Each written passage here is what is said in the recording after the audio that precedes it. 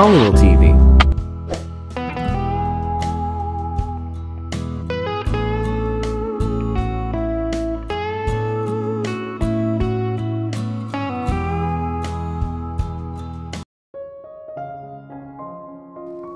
Matinding pagngingimi ang nadarama ni Neri habang papasok siya sa bulwagang pinagdarausan ng birthday party.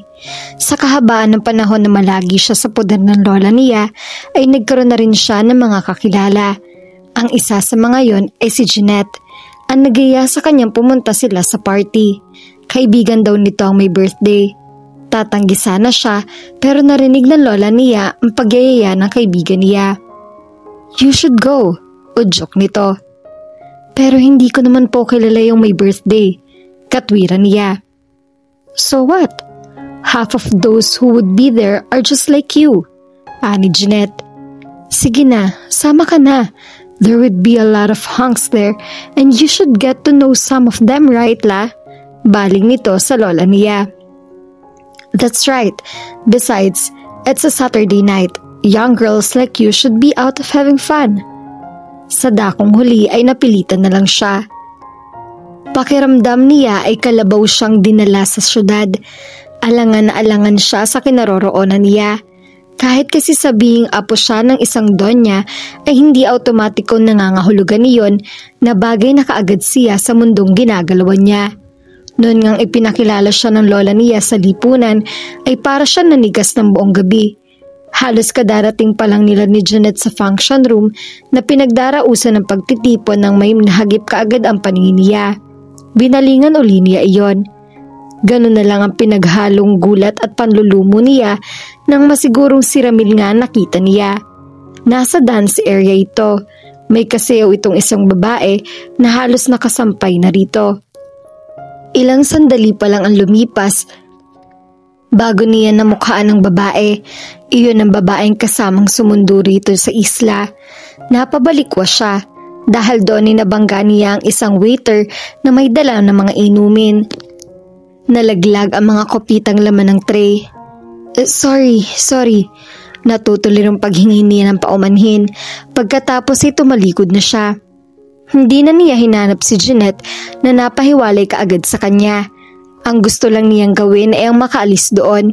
Hindi siguro dapat na gano'n na mag-reaction niya sa nakita niya, pero ano bang magagawa niya kung para siyang dinuguan sa dibdib. Magta-taxi na lang siya sa halip na hanapin niya si Jeanette. Ite-text na lang niya ito para sabihing nauna na siya rito. Narating na niya ang dulo ng pasilyo at paliko na siya nang may humawak sa braso niya. Ramil, napasinghap na sambit niya. "Fancy meeting you here," nahangiting wika nito. "Oh, nandito ka rin pala," patay mali siyang sabi niya. "Natanaw kita kanina. Akala ko nga namamalikmata lang ako. May pupuntahan ka ba?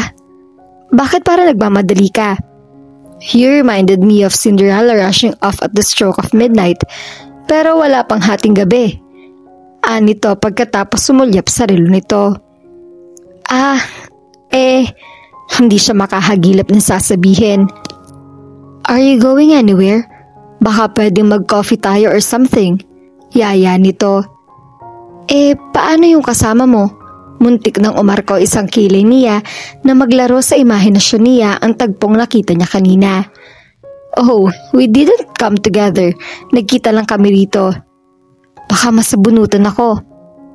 Maxine wouldn't do that. Wala siyang rason para gawin iyon.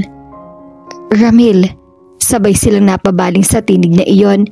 Ang babaeng siya mismong pinag-uusapan nila ang nalingunan nila. "Hi Max, mabutit nandyan ka. Let me introduce the two of you." Mabilisan silang pinakilala ni Ramil sa isa't isa nang lumapit ang babae. "I invited Neri for coffee, kaya mauna na ako sa'yo ha?" "Oh sure," anito pagkatapos makipagbeso-beso sa kanya. Kahit paano'y gumaan ang pakiramdam niya. Kung ganun ang reaksyon ng dalaga, malamang na walang malalim na ugnayang namamagitan dito at kay Ramil. Bumaling sa kanya si Ramil. "Shall we go?" Okay. "Nice meeting you," pahabol sa kanya ni Maxine. "You too," ganti niya. "It is so nice to see you again," Ani Ramil nang nasa sasakyan na sila. Pero bakit pakiramdam ko iniiwasan mo ko? Hindi tanggi niya. Hindi naman tayo nagkaroon ng pagkakataong magkita bago ang gabing ito, hindi ba? Kung sabagay, I was meaning to call you up. Bakit hindi mo ginawa? Sobrang busy kasi. Bumuntong hininga ito. Hindi ako sigurado kung nasabi sa'yo ng inay mo na bago pa ako mahanap ni na lolo ay bumalik na ang alaala ko. Nasabi nga niya, mahinang saad niya. I'm sorry, wika nito. Inilihim ko yun sa'yo. Nagawa ko iyon dahil parang ayaw ko pang bumalik sa dating buhay ko. Para namang ipagtabuyan ka namin ni inay kapag nalaman naming naalala mo na kung sino ka. It's not that, pero nakakahiyang manatili ako sa Santa Fe na para bang nagbabakasyon lang. And the reason why I wanted to postpone my return to the city is because I was so fed up with the rat race. At iyon na nga mismo ang binalikan ko. Kita mo nga, sa sobrang kawalan ko ng oras, ni hindi kita magawang hiyaing lumabas. And I so wanted to see you again. Honestly. Ako man, pag-amin din niya. Really? Tumango siya. Naalala niya ang babala ng lola niya pero kaagad din niyang ipinagwalang bahala iyon. I'm glad, saad nito. Natahimik sila na magtama ang mga mata nila. Bigla ay tila nagkargahan ng elektrisidad ng hangin sa loob ng sasakyan. Ramdam niyang matinding pangungulila kay Ramil. Ganun na lamang ang pagnanais niyang yakapin ito. Pero nakakaalang ang gawin iyon. Si Ramil ang una nagbawi ng tingin. We better get going, anito, saka binuhay na ang makina ng sasakyan. Ramil had a nice time. Hayun nga't kahit isang oras na yata siya nakauwi at nakahiga sa kama niya ay hindi pa rin mapalis-palis ang ngiti sa mga labi niya. Natutuwa siya sa itinakbo ng gabing iyon. He and Neri had reconnected. Only one thing was stopping him from acting on that attraction right there and then. Iyon ay ang pag-aalala sa komplikasyong posibleng likhain na magiging ugnayan nila sa alitan ng mga nakatatanda sa kanila. Wala siyang intensyong hayaang maging hadlang iyon sa kanila pero dapat din sigurong may diskarte ang magiging hakbang niya. Hindi rin kasi niya malaman ang magiging reaksyon ng lolo niya kung sakali. And then Neri's grandmother was another person to consider. Ayaw rin niya magkaroon ng komplikasyon ng buhay ng dalaga nang dahil sa kanya.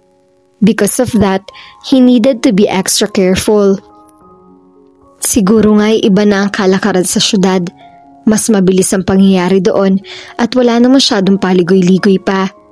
Iyon ang nawari ni Neri nang matapos ang ilang beses na pagkikita nila ni Ramil ay abutin nito ang kamay niya at pagkatapos hagkan iyon ay isang singsing ang isinuot nito roon.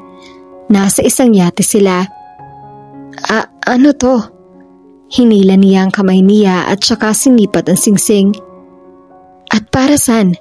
Hindi ko birthday at hindi Pasko. Mukha namang engagement ring ang iyon. Asul na maliliit na bato iyon na may kahalong brilyantos. Hindi siya marunong kumilatis ng metal pero parang gawa sa platinum ang singsing. Malabo rin maging engagement ring iyon dahil hindi pa naman niya sinasagot ito. Ni hindi nga ito formal na nanliligaw sa kanya. Lumalabas sila, oo. Tumatawag din ito at nagte-text ang madalas sa kanya pero wala itong sinasabi tungkol sa pag-ibig. Kaya nakapagtatakang basta na lang siya nito binibigyan ng singsing. Token, simpleng sagot nito. Token ng ano? Napapakunot noong tanong niya. Of my gratitude and of what I feel for you. Bigla ay naging parang dagang hinabol ng pusa ang pagsasal ng dibdib niya. Ano? Ang kamay niyang hindi pa nito binibitawan ay dinala nito sa dibdib nito. Iyong sinasabi nito, idinaiti nito ang palad niya sa dibdib nito. Puro kabiro. Tinangka niyang bawiin ang kamay niya pero hindi nito binitawan iyon. Hindi ako nagbibiro. Here's the thing. I really care about you. Pahayag nito. Pero ni wala kang binabanggit na gusto mo ko. Binabanggit ko na ngayon, hindi ba? Ang ibig mong sabihin noon. Action speaks louder than words, hindi ba? Wala rin naman ako nakitang indikasyon na nanliligaw ka. Ano ba ang palagay mo sa madalas sa pagkikita natin? Sa mga pagtawag ko? Akala ko friendly ka lang. Pagpapakyeme niya na na-realize niyang masarap palang gawin. No, it's not friendship I want from you. Saad nito na may kakaibat na pagkislap ng mga mata. May pag-asa ba ako? Ang baduy mo? Kantsaw niya. Baduy na akong baduy, pero may pag-asa nga ba ako? Ewan. Ang ewan daw katulad na rin ng oong inaasam ko. Iyon ang sabi ng Apo Hike ni Society at ni Sharon Cuneta. Natawa siya, tila tuluyan ang natunaw ang puso niya. Kaya nga kahit nakita niyang palapit sa kanyang mukha nito ay hindi niya naisip man lang na umiwas. Sa ilalim ng matulaing liwanag ng namamaalam na araw sa Manila Bay ay nagtagpo ang mga labi nila. Nawari niyang isa iyong pangyayaring hindi niya malilimutan sa tanambuhay niya. Kinabig siya ni Ramil at saka ipinaloob sa mga bisig nito. Binuhay niyo ng alaala ng panahong inilagi nito sa isla. Tuwang-tuwa siyang isipin na ang pinapangarap lang niya mangyari noon, ang pagpapahayag nito ng pag-ibig ay nagkaroon na ng katuparan. Do you mind if we keep our relationship a secret for a while? Sabi nito habang yakap pa rin siya nito. Kumalas siya rito at saka nag-int ng paningin para mamasdan nito. Only if you agree. Kung ayaw mo, walang problema. Handa akong ipalam kahit kanino tungkol sa atin. Mabilis sa paggawi nito. Bakit ba kasi? Your grandmother probably wouldn't approve. Nito. At ayokong pagwawalan kaniya magkita tayo o gumawa siya ng hakbang para magkalayo tayo. Ba't ba ayaw sa'yo ni Lola? May madilim bang sekreto ka ba? Natawa ito. No dark secrets, my dear. It's just because of some sort of business rivalry between her and my grandfather. Di hindi rin natutuwa ang lolo mo kapag nalaman niya na tayong dalawa ay... He is smart enough to know not to meddle with my relationships. Saad nito. Nagdulot ng kaba sa kanya ang natuklasan niya.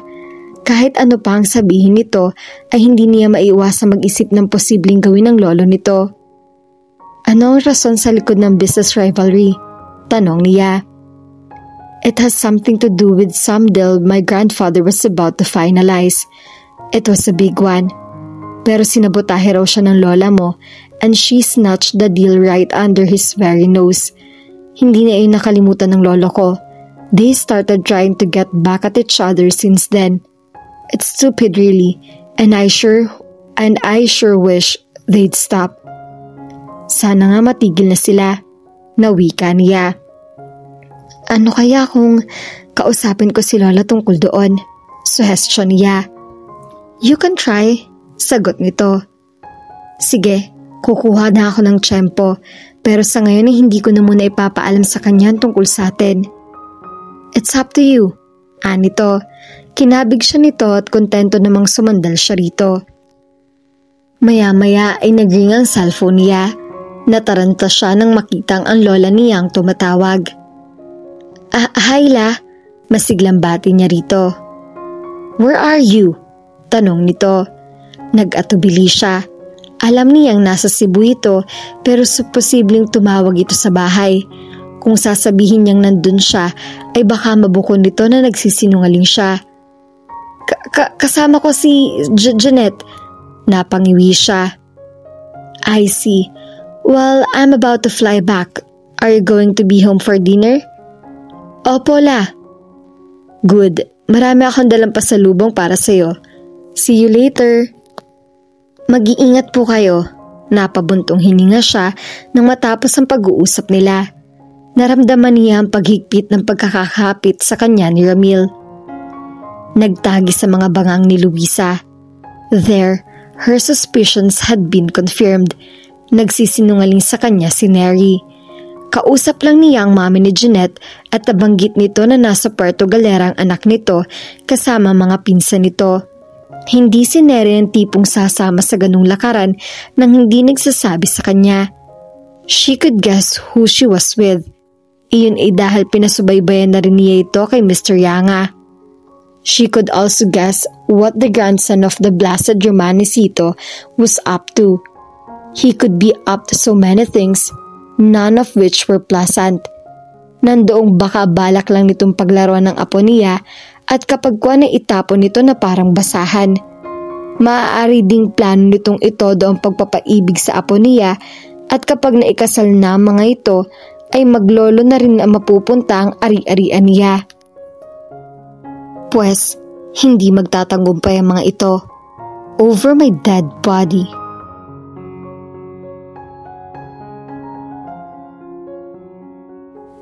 At dito na po nagtatapos ang ating kwento. Sabay-sabay po nating abangan ang susunod na kabanata. Maraming salamat po. God bless and stay safe.